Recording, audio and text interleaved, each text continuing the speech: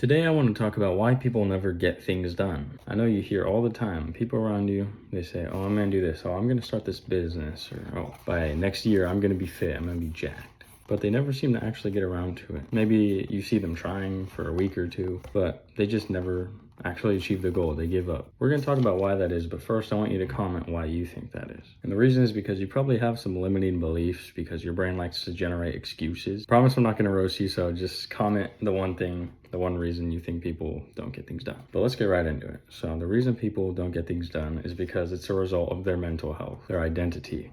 I made a whole video about identity. You can watch that on my channel, but it's also about mental health. When people don't do something, it's because they're afraid of something or they don't believe in themselves. But today we're going to talk about what they're afraid of. This is either you or someone you know, I guarantee it. But we all know that one guy who plays video games with his friends all day, every day. And he says he's going to do something and he never gets it done because he's on the game or he's watching anime or he's doing something unproductive. He's doing something that isn't the goal. So what do you think he's afraid of? Well, chances are he's afraid of losing his friends. If you stop playing video games with your friends, then you stop talking, and then that's a connection lost. And yeah, it does hurt, but that is a result of you being afraid of losing friends. And once you stop playing with these friends or doing the thing that you and your friends do, you'll find that, honestly, you stop talking. It's a lot of friends that if you stop hanging out with them at their spot, or if you stop playing video games with them, or you stop playing basketball with them every weekend, you're just gonna stop talking.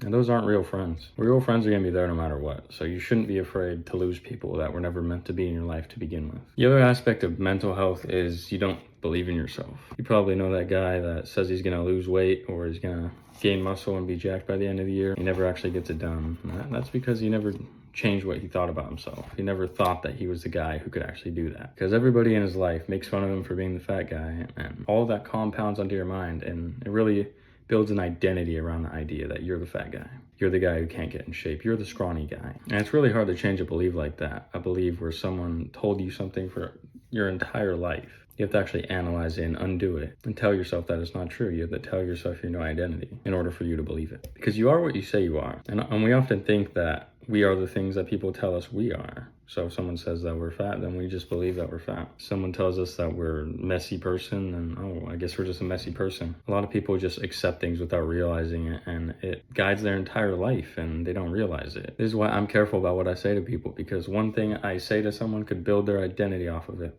and it could ruin their whole life, or it could make their whole life. So any aspect of your identity that you've attached yourself to, you have to really analyze it, pick at it.